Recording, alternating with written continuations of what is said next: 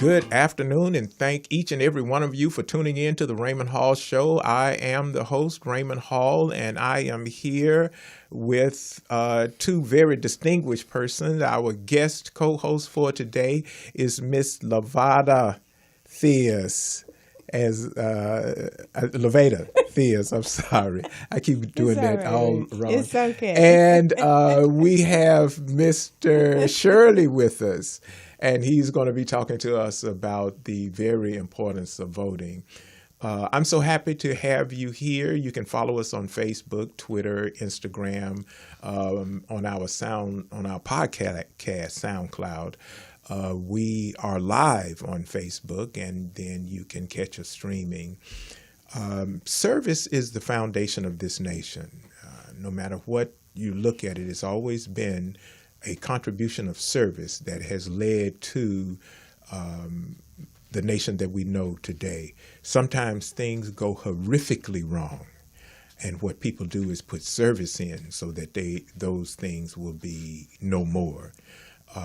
We have Mr. James Shirley here today because at one time voting was something that some people could do and other people couldn't do.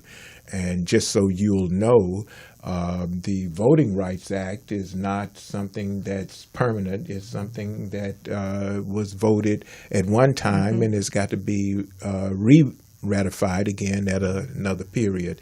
So voting is very important. You know what we're here. We're all about service. Service is a different conversation. We want to take this quick moment to say hello to Mrs. Erica Flynn Walker. She's still on hiatus, so we want to say hello to her and wish her a happy early Mother's Day. And so how are you?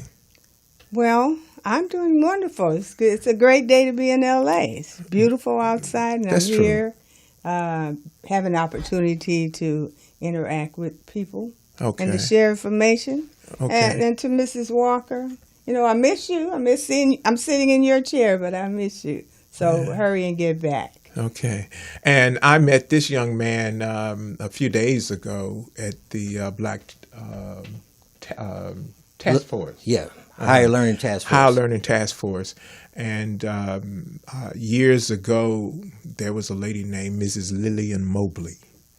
Okay. And she was such a impressive person because usually you'd go to places and the people would send their heads of state and they just do a soft shoe dance and then they're out of there. Mrs. Mobley wouldn't let them come and just say things. She would have them to give a real accounting of what was going on with their agency, especially when it was adversely affecting the community. So, Mr. Shirley, I want to thank you for coming to the Raymond Hall Show to talk to us about voting on such a short notice. Okay. It is indeed a pleasure to be here, and I appreciate the opportunity. Okay. All right. All right. Well, we're going to be talking to Mr. Shirley in depth on various aspects of the voting, and we're going to talk about a few little trending things. Now, you know Mother's Day is coming up, so that's on the top of the list for that's not trending, and it is trending. So you got a whole week to get it together and don't have no excuses. If it wasn't for mothers, none of us would be here. I don't even know what the deal would be, but because of mothers, we're all here. So we want to make sure that we thank them for all of the things that they do. Veterans, we want to thank you for that service. We want to thank you for that service to the nation. We want to thank you for the continued service. The thing is that when you give service, there's an element that's involved. It's called command and commandable. You have to be commandable because a lot of times you're going to be required to give some service that you really don't want to be a part of. But if you're called to give that service or if you're called to do that service, then it's just something that you're going to do. So we want to give everyone that's serving anywhere on the globe, if you're serving in the active military, if you're separated from family, friends, neighbors, loved ones, and all of those kind of things, we want to tell you thank you. But because of your service, the homeland is at rest to be at liberty to do the things that they want to do. And Mr. Shirley says he has an active church life, and we want to thank them because you know, they make a difference. In some countries, you don't have the freedom to worship as you would choose. But here, So true. you do. Is everything perfect in the nation? Absolutely not. Okay. There was a conversation today because the men in Philadelphia that got arrested got paid. So it was another conversation about them getting paid. I mean, what do you want to do? So is the nation perfect? No, it's not. But we tend to have dialogue about things that pique our interest. And when they pique our interest, that means that there's a possibility for us to make things better for someone else just by having a dialogue with each other. Anything interesting in the CSL? Well, the most exciting thing was that we just got two of our bills moved forward in the Senate. Okay. The Medicare Assisted Living Waiver Program that we're really fighting to enact went from the committee to do pass. And oh my goodness, I didn't really understand how difficult it was to get a piece of legislation through. Out of committee. Yeah, right. So it Yeah, came that's the tough out of part. committee. Right. So we're like, hey, that's a big step. Yes. So we have a couple others, that are making that similar progress. So now it's headed to the full assembly. It's heading to the full assembly. This is as of, April 30th. This Okay. is the latest legislative report. Right. So now tell us about that. Tell us about that proposal that just... The one that just moved forward would require the Department of the Health Department to submit to the Federal Centers for Medicare and Medicaid Services a request for the renewal of the Assisted Living Waiver Program, that they just wouldn't be able to do it at will. They have to apply. That's one of the areas where they've found abuses in the assisted living program. Okay. So the important thing is that if you think that this is something that would benefit you or someone you know or just benefit the community, then we would invite you to call your assembly person. Go on record to let them know that you support them. What's the AB 2233. Assembly Bill 2233. Assembly Bill 2233, and you can go online and look up more about it. Look to see who the author is and how it's supported and everything else. So, yes, I am excited about the California Senior Legislature because they focus exclusively on legislation for seniors, and that it is so much needed. Focused on senior needs. Okay, if you think you're not going to get there, think again, because all of us are headed there, and that's the grace of life that you're there before you know it. You're there before you know it. Okay, all right. So we're going to come up on that first break. I'm a little premature. Yes. You got about 5 minutes. Yeah, the clock. It's hard for me to see the clock. Okay, we got 5 minutes. That's about 2. We just got through talking about seniors, huh? So I got some of these senior eyes. Yeah. But maybe we need to see what proposal they have for tired eyes. Okay. Yeah. So anyway, we want to make they're sure. changing everything in an article I read. So they're having to change the clocks in the schools because the children can't not tell time on a numerical clock. So they're going to go digital. So we need to get you one of those big digital cameras clock that light up. That'll work. That would absolutely work. We're going back to childhood. Yes. Okay. Something. Because yes. Yeah, we got about 5 minutes. Yeah. So imagine what I felt when I got to the Marine Corps and they had the 24-hour clock. Oh my, yes. Yes. And the man says report to post at 1800. 1800, huh? What are you talking about? It's all I ever knew was 12 o'clock, and then it's 1 o'clock. Okay, so it's always something. It's always changing. It's always changing. That's why we need a senior legislature to keep us Amen. at least abreast of what's happening, because things are changing all the time. And when you're a young person, you don't even think about the issues that our seniors are concerned with. That's true. That's true. But what they remember is they remember Big Mama. Yes, and that's what we have to rely on. Yes. Yeah. So. Yes. So everybody needs to, like you said, the kids tell me, stay woke. Stay woke. Yeah.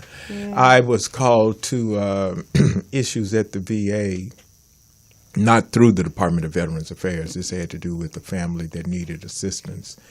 And it's so needed because we need those virtual bridges. That's one of the problems. do. You have these unique medical institutions and systems, and everybody has their lane. But when a veteran needs to move from non-VA facility to a VA facility, how do you transition that? It's they have to go out, go home, get sicker, then come back, get into the VA. Are you registered with the VA? It's just with today's technology and with today's access to information, it looked like we could have some Better communication. Better communication. Easier way to get through a process. Right. Is that what you had? You remember a couple of years ago they had an effort for seamless services.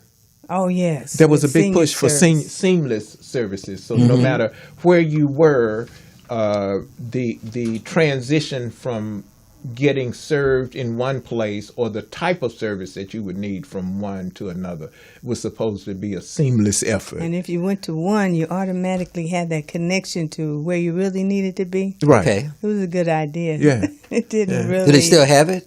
It didn't totally come to fruition. Fruition. Okay. But You it was know, a good idea. It was a great idea, that, Yeah. But those are the kinds of things we need to work for, Right. Okay. in today's world. Yeah. So if you don't just think about it, I'm not a senior and it doesn't affect me. That was one of the great questions that we had here at the Raymond Hall show. The show is to address the quality of living for all persons and throughout this nation. If you pull at any blanket, continue to pull the fiber out, eventually that blanket is going to fall apart because you pulled all the fibers. Well, such is with the nation. If you continue to pull us individually, there's no more collectiveness as neighbor and Right, everything working else together. that brings working together to make a nation. So whether you are a young person and you're thinking about this could help your older persons in your family, get involved. Get an idea, pass that idea on to someone else, and let's see where it goes. It may be something that will change the nation. Again, Mother's Day is coming up. Go to the webpage, imaluxury.com. There's some very affordable items there. I've gone there myself, and I'm telling you, I'm impressed with some of the things that you can get for family and friends and those kind of things. American Legion Post 109 needs your support, so make sure that you go there. I am super excited about next week's show. Oh, sounds exciting. Yeah. Your Mother's Day guest. Yeah, Yes. I don't know. I don't. Mother's I'm Day not is very special. Yeah, I don't know. I'm not a big TV person for the certain programmings, but I understand that she, Miss Cole, the actress and the Leo actress. King. Yeah, Leo King. Thank you, Cleo King. Is both an actress and an activist. Oh, okay. And she has this open mic thing, so I guess I'll learn. I guess I'll learn about it too. I'm not familiar with it. Yeah, but we're excited. So we're going to take a quick break. When we get back, we're going to be talking with Mr. James Shirley, and we're going to be talking about voting, the importance of voting, and how to get involved to make sure that all persons who are eligible to vote will be able to exercise their right to vote.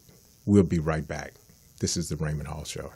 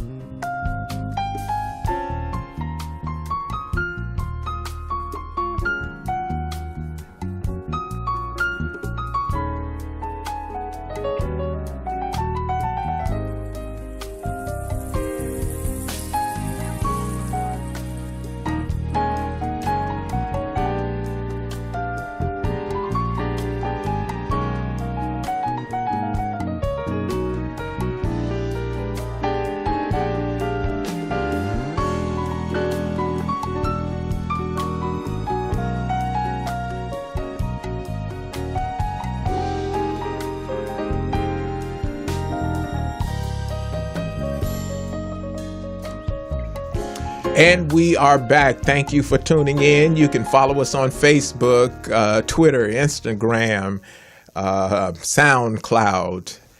And we're live on Thursday from 2 to 3. So if you'd like to chime in, right there on your screen is the call-in number 323-293-3375. Make sure you drop us a line. Let us know what kind of programming that you're interested in or that you would like to hear about, and we will see if we can accommodate you. We welcome all comments, so just hit us up on Twitter and let us know what's on your mind. We are super excited to have our guest, Mr. James Shirley, with us. Okay. And Mr. Shirley is going to be talking to us about voting. And you have some more information on Mr. Shirley. Oh, yes, I do. And shortly before the program started, Mr. Shirley and I had an opportunity to talk, and I got to learn a little bit about how he became involved in this mission of service. As you know, this is all about service and voting. You know, as public service, that's part of our responsibilities, and I was getting background. So what I learned was, you know, through his work with his fraternity, Alpha Phi Alpha, through his work with his church, Friendship Baptist Church of Yorba Linda, and he's also a senior commissioner for the city of San Dimas.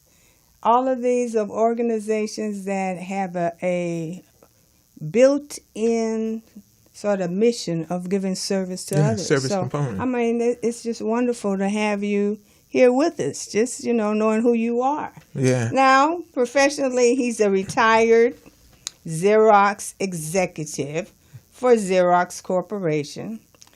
He was responsible for planning, strategizing, negotiating, and renewing contracts for large, medium, and small commercial accounts. I should have met him when he was he was managing all that money, huh? Yeah, that's how it should be. He was the man. Yes. Yeah. Mr. Shirley obtained a BS in social science and an MBA in 1977 from the University of California, Irvine. Hired in 1979 by Xerox and retired in August 2015 after 36 years of service in various executive positions. Wow. He's active in the community and is actively involved in church activities. Mr. Shirley, welcome. Welcome. It is indeed a pleasure to be here and be able to provide some services to the community regarding voting. I consider it an honor and a pleasure to be among the two of you as we share information regarding voting. Okay. Now, first of all, you mentioned something, and you say your fraternity is the oldest black fraternity in the nation. That is correct. How old is it? The fraternity was formed in 1906 by 7 young men in Ithaca, New York, at Cornell University. Okay. All right. I wanted to go back to that because I want young black men, it's a fraternity, or young men, to pay attention. Sometimes it's good to get connected to something that has been a connection to many other people. For many years. Many years. You know, you can have questions answered. You can get solutions solved, situations solved once you get the right kind of connections. Okay, so I commend your fraternity for all of the work that they do and those kind of things. So now let's talk about. Give us a little brief history on voting. When it not so much you can touch on the voting history of the country, but I'm so much we want to give a service that would inspire people who maybe don't think so much about voting to get up and vote. Okay. So what kind of history would you share with us that maybe would help somebody to get inspired to get up and vote? Why should they vote? Well, the number one reason why anyone should vote is that voting is a constitutional right and it's a privilege, and it allows you to have a voice in your government in terms of how you're going to be governed, the access you're going to have for education, quality of life, your income, your environment. And that's something that we shouldn't take lightly because we haven't always had the right to vote. And when I share a little bit of history, I think people will understand why it's really important to vote. For example, in 1866, the Civil Rights Act granted citizenship, but not the right to vote to native-born Americans. However, in 1869, Congress passed the 15th Amendment, giving African-American men the right to vote. Now, African-American men. African-American men. Not the women. Not the women yet. Okay? Yes, women didn't have the right to vote Yes. at all at that point. Sucks. Now, since a lot of people really didn't want that to be enforced, we're all aware that they came up with literacy tests, poll taxes, and they would try and intimidate people so that they couldn't vote, and they had the Jim Crow laws. Mm-hmm. Right. And in 1964 is when poll taxes was outlawed, and the 24th Amendment was adopted. However, we still had to march and we still had to protest in order to vote. Even though we had the right to vote, states have their own empowerment as to whether or not they're going to implement something. Correct. It wasn't until 1965 that Lyndon B. Johnson signed the Voting Rights Act into law. 5 years later, in 1970, we had President Richard Nixon who extended the Voting Rights Act. Then in 1975, we had President Gerald Ford who signed another extension of the Voting Rights Act. And in 1982, President Ronald Reagan extended the Voting Rights Act for another 25 years.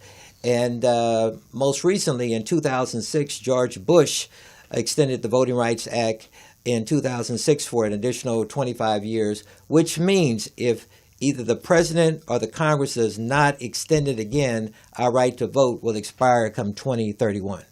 Okay. Did you all pick up on that? I hope you did. While we are engaged in a lot of things, in 25 years, the right to vote can be diminished. And that's why we need to make sure that we vote. Absolutely. And be careful where you put your X. So you need to, and I'm so glad you're here, Mr. Shirley, we need to understand what we're voting for. And Yes. not just, showing up. So I'm waiting. I'm waiting to hear more. Well, the other thing is that one of the things that happened in 2013 is that, that we've had a lot of southern states that have a history of implementing discriminatory practices that prevent people from voting. Right. And we had a case in 2013, which was Shelby versus Eric Holder, where the Supreme Court struck down one of the most powerful tactics in voting, where the southern states who have a history of discrimination no longer has to get their voting requirements changed approved by the federal government. They can go ahead and change it themselves. And as a result, they can move the polls and not tell you about it. A lot of us who are seniors may have to vote via mail. They can change that without letting you know. They can start requiring that you have certain identifications in order to vote. And right now, once Texas did that, a lot of the other southern states jumped on the bandwagon and said, hey, look, we're going to do the same thing. So they're always trying to take the right to vote away. Okay, but since some of those things have been repealed, so they actually filed, what did they call it? They called it the Southern Strategy. And some of the things have been heard now in the court because that was how they got a chance to kind of move the line. That is correct, but what the thing that I was talking about is that the Supreme Court said that, a lot of those discriminatory practices are no longer in place now. Right. The states can actually go in and change their voting requirements without getting approval from the federal government. Oh, yeah, I do remember That's the remember critical that. part. Right. Okay. Yeah. Congress has a chance to change that, but they have not changed it as of yet. Okay. Well, we don't expect too much from them, no way. So, moving right along. Okay. So now, if we don't vote, or if we don't put pressure on them to, what I don't understand is that in this day and time, we still deal with this 25 years every year. Why not just have an amendment that says if you're an American citizen, you have the right to vote, and that's the right that everyone has. That's an American citizen, and be done with it. Well, I think it's going to take a group of people to engage their Congress people to say that we want this to be a guaranteed right, not something that has to be either approved by either the president or the Congress. And sometimes when you have something that's not due to expire for 25 years, people often think, well, I have time Yeah, that's a long to time. do this. And we don't have time to do that because that time will go by really fast. Because as you notice, you can implement something, but whoever's in office, they can always repeal it. And we see that happen, as a result of what Obama did, and then you got a new administration in, and they're trying to repeal everything that was done. But that can be done by the vote. That's why the vote is very important. Now, I understand that we have Republicans, we have Democrats, we have independents. I understand that. And I'm not here to say how you should vote. Right. But I think we have to acknowledge that of the three, there's only two political parties that are running the Congress, and that's the Republicans and the Democrats. Now, in the event that we put somebody in office and they decide or they're not doing what they promised, we have another extension of the vote, and that's what's known as a recall. If we put somebody in office and they promise to do something, they don't do it, we can recall them, we can take them out of office. We don't use that enough.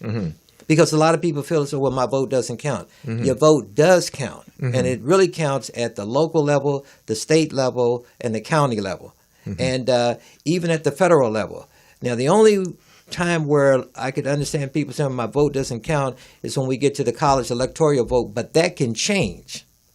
Because there's only 538 delegates, and it only takes 270 delegates in order for the president to become president of the United States. And you can have one president can wind up getting, 3 million more votes than that person, but if they don't get their 270 delegate vote, they don't win. Well, that's what happened with this last election, right? But if we vote, we can change that. We can't change anything if we're on the outside. We got to get in the game. Yes, that is in order so to true. change that. And Mr. Shirley, I was one of those people that, and I'm ashamed to admit this, for many years I didn't vote for that same attitude that everybody had.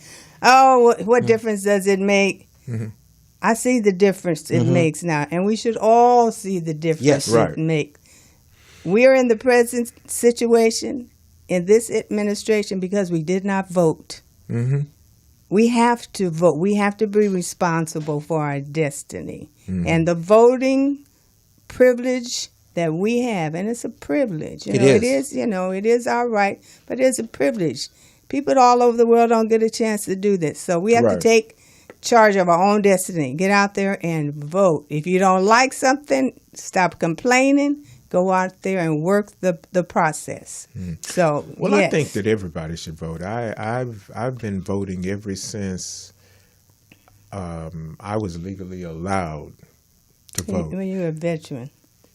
Yeah, that's true. But I remember as a kid, people telling me about the poll taxes. And there was another thing that they used to literacy test. No, this was saying the bubble test. They used to put a little piece of soap in a jar with some water, shake it up, and they'd have to count the number of bubbles. Oh my goodness! Yeah, it was really, and at first I thought they were joking, but I've heard that over and over and over again that they had all these different kinds of tests to keep people from voting. And and I think that depends on where you grew up too. I sometimes I think I'm from this entitled California environment. We didn't see that, and we didn't have those kind of pressures. And so I don't know. I don't know. Yeah, well, that no one really was talking about voting. Yeah, Tennessee, Mississippi. But it's so important. That's how we got behind in this race. By not participating in the system. Yeah, we can look at Alabama. We can make a difference. Absolutely, we can make a difference. And see, the most important thing is that we have to continuously share with our children, our grandchildren, our great-grandchildren, seniors, that, there's 4 different generations. You got your silent generation, you got your baby boomers, you got your Generation X, and you got your millennials. We have to collaborate because we all are affected by the vote. And a lot of people say, well, it doesn't affect me. That's not true. It affects all of us. And if we don't engage our elected officials, we will allow a minority group of people to make policies and implement things that will affect the majority. Right, right. And that's been going on for quite some time. Yes. The people who have they have concentrated the power in just a few people's hands. And that's why when they talked about, and this is another part of the discussion, I like to vote where there's a record of my vote. I like the paper ballot. Okay. The electronic, where the discussion when they first introduced the electronic ballot was it was nonsensical. You know, there was no audit way to audit the see if what you voted was actually what the machine interpreted. We all remember Florida with the hanging Chad, and Yes. I think that was just something that they did to say, hey, here's why we don't want a paper ballot anymore. Now, everybody don't know what Florida with the hanging Chad. You're assuming they're old like us. Tell them what that was. Okay, that's true. Explain With the paper ballot, you With had the- the card. It was a punch card. Punch card, yeah, and you had to stick the little thing in there to do it, and evidently it didn't sync properly, so the punch was halfway between this or that. Yes. And it was a big issue. People holding up the card saying, They had "Well, is it hand, this? go Is back it and that?" hand count them. Yeah. You couldn't read them through the computer. Yes. Yeah. Well, I think that voting is very important, but I also think that what we need to do is we need to get a handle on how we vote. Absolutely. What I was guilty of and have been guilty of for a long time, and I will share this one. I just voted. I used to just vote straight party line. Just Democrat. I just party line, and I pay a little more attention now because there's some fluff on both sides of the fence. Okay. Well, I think one of the reasons why, in talking with a lot of young people, middle-aged people, and also seniors, they said, well, we spend a lot of time on getting people registered to vote, but we don't sit down and talk to people in terms of how they can make an informed vote. Right. We don't have the time doing this program, but I also have another section to where I like to be able to show people how they can go in and determine what district they're in, how they can pull up who represents them, because when you see who represents you both at the city level, the county level, the state level, and also in the Senate and the House, it changes your whole perception. Because Right. if you don't have people who look like you that's representing you, okay, when they sit down to make these decisions, you can then better understand why your interests may not necessarily be heard. Right. Okay, and then also I'd be able to share with people how you can go in, and all this is via the internet, and you can determine how your congressman or how your senator voted. And there's a difference between the U.S. senator, the state senator, the congressman, okay, and the assemblyman. But you can pull all these people up and you say, I had no idea that these are the people who represent me. I had no idea what district I was in. And then when they find out where the voting power is, they have another term that they use, which is gerrymandering. Okay, and what gerrymandering does for whoever's has the majority, and right now the Republicans have the majority, Right. they can go in and redraw the districts Right. to minimize their opponent's voting power. Right. Okay, and if we're aware of that, we can stop that. And a lot of people need to make sure that they know how to contact, which I got information on that.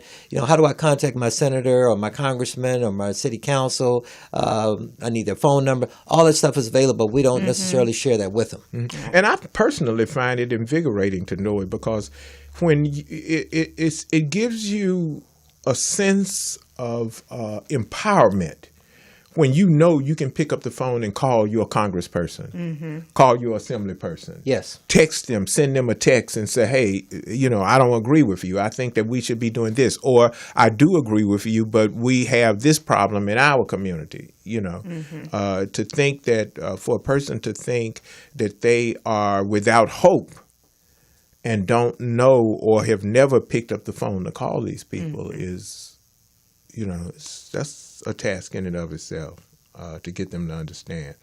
So we've talked about how to be politically engaged in your city, county, state, and national, and we're talking about gerrymandering.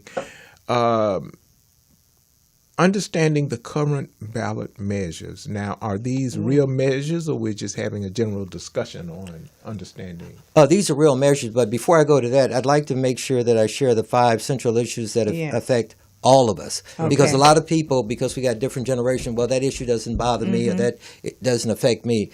Here's 5 central issues that affect all of us. In terms of energy and environment, that affects all of us. Okay. Okay, in terms of the financial policy of this country, that affects all of us. In terms of health care, that affects all of us. Immigration, that affects all of us. Okay, and then trade/jobs, that affects all of us. So if we're trying to galvanize people, okay, when you sit down and you come up with some central issues that affect everybody, everybody can get behind that. Right. Okay, and that should be motivation in and of itself to say, you know what, we got to do some things differently because we all need jobs. We all need health care. And you don't realize that until you get sick. And for people who have pre-existing conditions, the way they're trying to do things now, it would be very difficult for you to get health care. And if you don't have access to health care, you're not going to live long. Right. Okay? Or They at want- best, yeah. Oh, I'm bad sorry. policy, Excuse me. at best, a poor quality of life. Go ahead. One of the other things we sort of skipped over is how people can become engaged Yes. in their cities and the county, the state. How do you volunteer? How do you get involved? Now, you share your story, and, my story is similar. Out of interest in what was happening in my community, I started going to the neighborhood council meetings, from neighborhood council. And That's good. To get involved in my, I'm on the Empowerment Congress for the county. Great. Supervisor's office. I became a commissioner. All that Outstanding. is volunteering and getting involved in what is happening in the community that I live in. But you'd be amazed that a lot of people are not aware of that. Yes. And so, I got a section on that too in terms, we need to make sure we attend our city council meetings, attend the school board meetings, run for office, okay, join various commissions within your community, okay, which is what you've done and I've done, okay. Keep abreast of bills that are being passed and the impact that it has on you, your family, and your community. Be a change agent. Make sure you vote. Make sure you encourage others to vote. Help others understand the political process and why it's important to work within it, okay, to continuously improve it, because it's continuously improving. And the vote has power if it's used correctly, okay? And the vote can change things for either better or worse. You will determine, not the minority, but the majority should determine how they're going to be governed. But like you said, volunteer to do community work. Volunteer to work at schools, colleges, join committees. Well, let's dial it back here because it's important that we don't get ahead of ourselves. There's plenty shows that's going to talk to you from talking points, and I need to slow this train down because I need to talk to a certain group of young men and women that agreed to listen because they want to get something out of it. When we talk to young people about voting, they say, well, Mr. Hall, I just got out of prison. Mr. Hall, I've never voted. I've been in and out of jail so long. We, the three of us, you know what I'm saying? We have a sense of duty. What do we say to the young men and women who are misinformed about they can't vote because they have a felony here in California?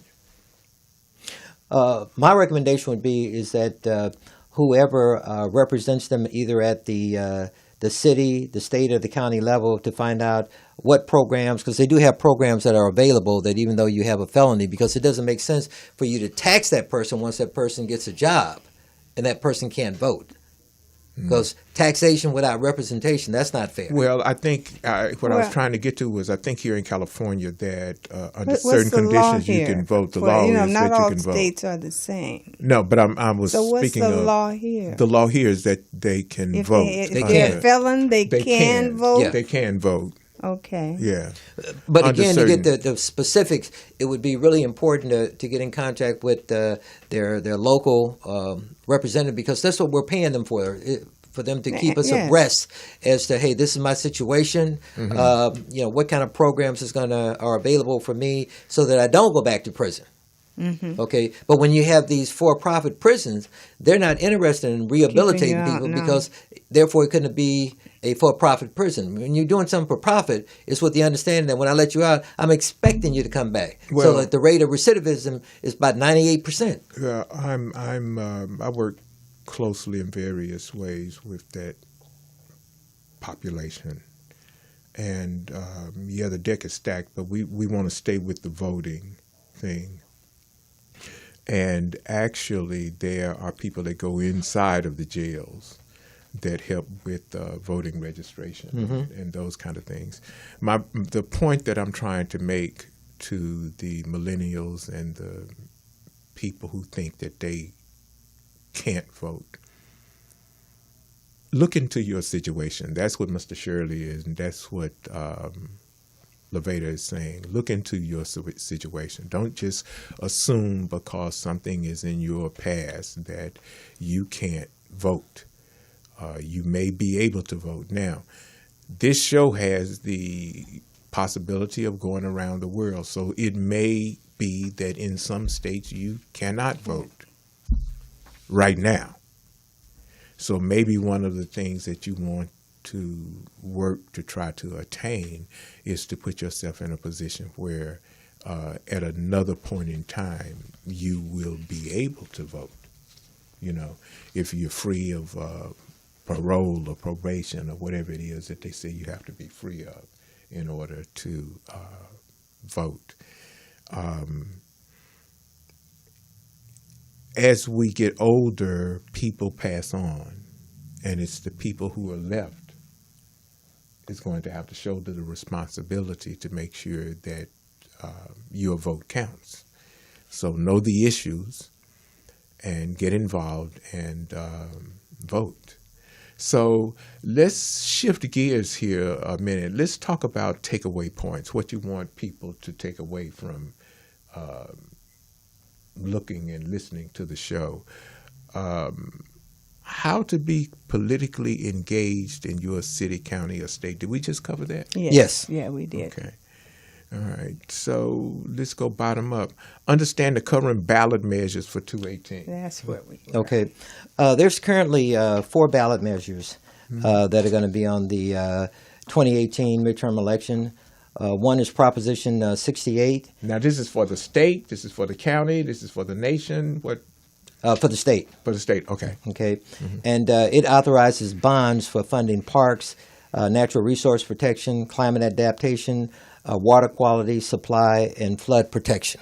Okay, and it's going to be $4 billion in general obligation bonds that the state will issue. Okay. Now, the pros for that is that it's good to be able to improve our parks, the habitat for the animals and what have you. But you also have the other people say, well, why would California want to go another $4 million in debt? And they're saying that we shouldn't do it. And so you have some opponents that are saying we need to vote no on it. You have some opponents that say we need to vote yes on it. The biggest concern that people have is that it's $4 million in bond debt that the state would have to pay out in order to make this happen. Right. And depending on which side of the fence you're on, some people may be for it, some people may be against it. I'm not here to tell you how to vote, but Just tell you what the issues are. What the issues are, and you can Google this, is Proposition 68. Okay. Okay? And what's another one? Another one is Proposition 69. And what Proposition 69 does is that it requires certain new transportation revenues be used just for transportation purposes. Okay? Now, when you mean transportation purposes, you mean better roads? Better roads, the more infrastructure. buses, more, yes. And there are some people who feel that, and there's no fiscal impact here, but some people feel is that the city, the county, and the state, they often divert funds from one Yeah. budget Stream, To right. and put it into into another something budget. else. Okay, and what they're saying with Proposition 69 is that a yes vote would mean that it would be restricted to where it's just going to be used just for transportation, the roads, the infrastructure, the bridges. Trying to get maybe more gold line, blue lines, or what have you. Mm-hmm.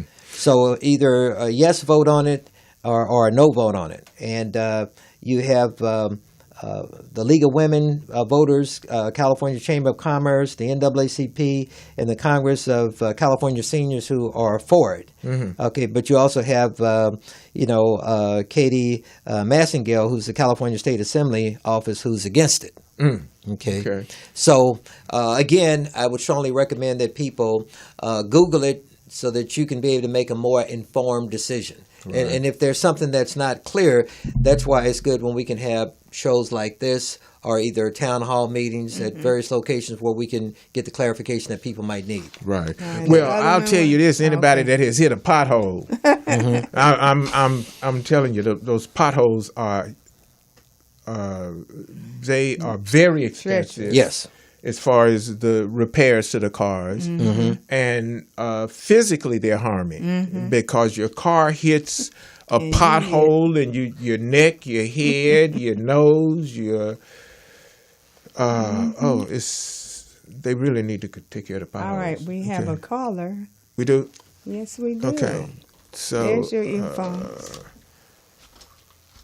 let's see.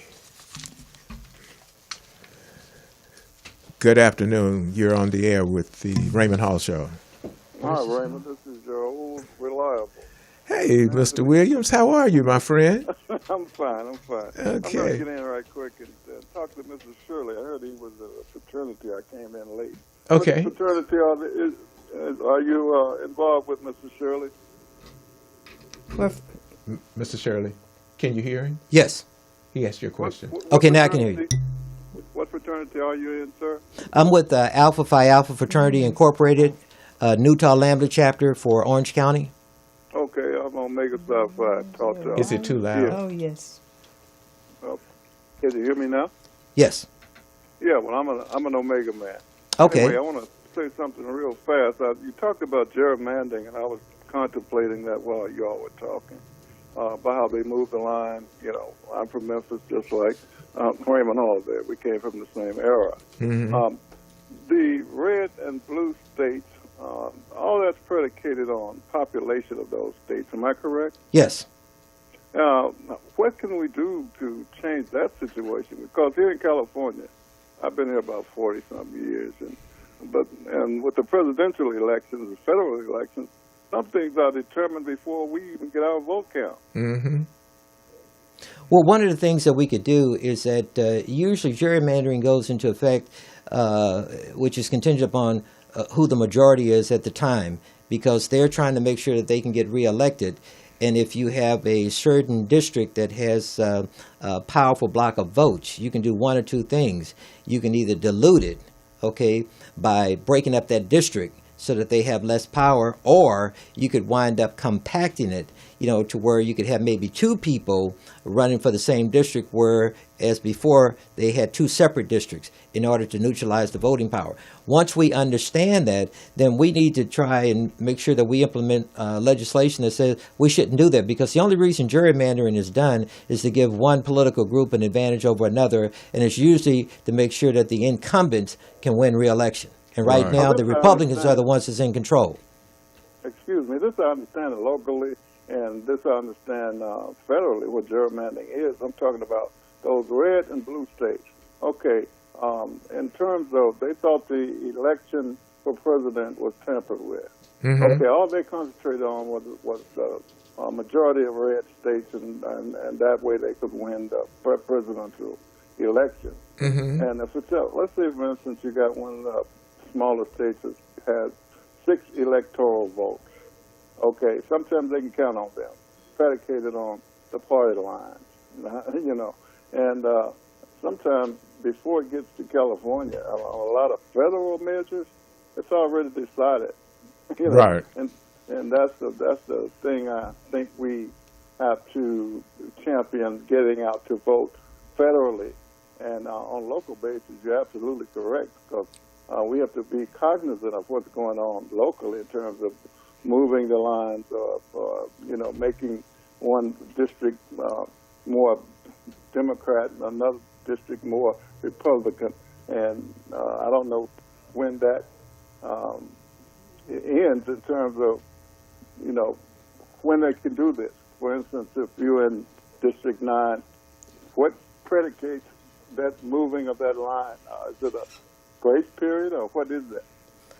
Well, I think in terms of determining whether or not a state is going to be red or it's going to be blue, it's really a choice on the individual On the voters. right. Because let's say I could be a Democrat this year, but maybe I didn't feel as though the Democrats met my needs, and I may decide, well, I'm going to change now and become sort of like a Republican. I mean, they can go back and forth. Yeah. But generally, once they are declared one or the other, even I noticed that how they talked about a certain state voted for past President Obama, but they still counted it as a red state. You know what I'm saying? Mm-hmm. They counted that was an exceptional, but it's still a conservative state, that kind of thing.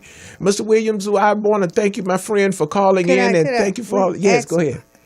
On the gerrymandering, Isn't there a state somewhere that took over drawing the districts so they would be drawn by the state and not the political entities? I'm not up on it, but I do remember hearing that, is it Pennsylvania? It was someplace back east.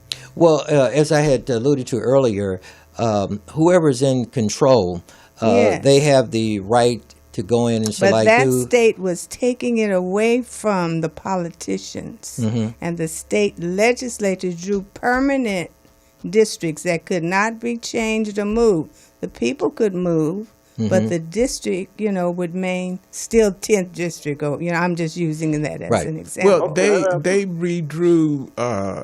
Excuse me, Mr. Williams. They redrew a lot of in the states. That's why you have this lopsided Republican governors throughout the state. But that was through political parties. That was not the state that did that. No, well, this thing that it was just recently that I heard that on the news. Mr. Shirley answered my question. The powers to be determines that. Right. Okay, you all have a nice day now. Okay, All my right. friend. Thanks again.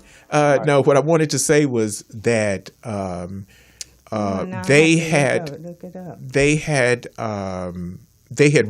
Republicans had redrawn the lines in so many states, and I want to say Democrats, but I'm not necessarily sure it was Democrats. In other words, someone challenged it in courts, and the courts have begun to say, no, you gerrymandered the district, and you need to put it back. Okay. So a couple of them was so bad that even if the Democrats won that particular seat again, they'd have to win by so many seats and so many numbers and that kind of thing, that they would still maintain control even if the Democrats won the popular vote, because they didn't win enough seats to lose control.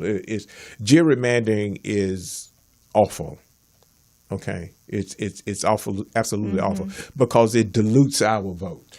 And see, that's why it's very important for us to stay politically engaged, so that when we see something like that, we can't stop a political organization from doing that, but we also have to our advantage is the court, because see, a lot of those federal judges, a lot of the voters don't realize, we put them into office.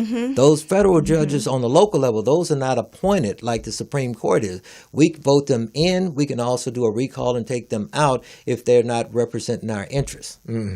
Okay. Well, we're going to have to leave it there for today. We are coming up on our last few minutes for the show. Boy, that hour went really, really fast. Well, it was engaging. Yes, it was. So what we're going to do with these last few moments, we're going to give Mr. Shirley an opportunity to, do you have any contact information that you want to give the people? You got a web address or contact information you want to share with us? Unfortunately, I don't have a web address, Okay. because I don't have my own organization. But I do a lot of works like in the community, and I meet at the Lillian Mobley Center every Monday, which is on Crenshaw Boulevard for the Higher Learning Task Force and also the Health Task Force. And the things that I do, I'm working through my church, I'm working through my fraternity, but I don't have like an admin aide or a secretary or anything like that. So if people wanted to get in touch with you so you could come and talk to their organization about voting, how would they get in touch with you? I've given you like my email address, and my email address is J as in James, P as in Patrick, Shirley, that's SHIRLEY 5 @gmail.com. All right. So if you want to contact Mr. Shirley and have him to come out to speak to your organization about voting, once again, that email address It's is JP Shirley 5 @gmail.com. All right. And what do you have to say for Final closing words. comments? This was engaging. I learned something new today because I didn't know the felon thing. So I just hope everyone walks away from our show learning something new. Right. So this was great for me. Right. I'm glad to hear that because it's important. Now, I'll tell you why it's important. I'm not saying that there's a pass to anything, but I'm not saying that there's an equal scale. Somebody don't have their finger on the scale, that balance scale. Anytime you are a minority in population, but you are a majority in confinement, prison population, somebody got their hand on the scale somewhere. Okay. So what we want to do is we want to make sure that you take a look at what you actually have a right to.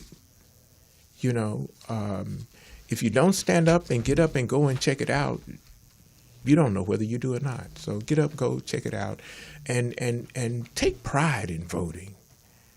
Take pride in. I always get my little sticker that says I voted. Yeah. I do too. Yes, I like that little sticker. I put it on the do little too. stub and put it over there with the rest of the little And I like to thing. go through the whole process. I don't want to send it in by mail. No, go just go there and booth. vote and Yes. and put it on. It's the little important. One thing I'd like to share with the audience is that the deadline to vote, whether it's for a recall, special election, or a normal election, is usually 15 days before the actual voting date. To vote or register. To register. To register. To register. To Okay. register to vote. To register to Right. vote. Okay. Okay. All right. Well, thank you for that information equally as well. We want to thank you for tuning in to the Raymond Hall Show. We want to thank Mr. Williams for calling in. We want to thank all of our supporters, Pastor Lonnie McNamee and all of the wonderful people there at Do Right Christian Center. We want to thank them. I would be remiss without thanking Dr. J. Arthur Rump there at Grant AME Church. We just thank all of the people that's providing all of the services, and spiritual services are needed in the community as well.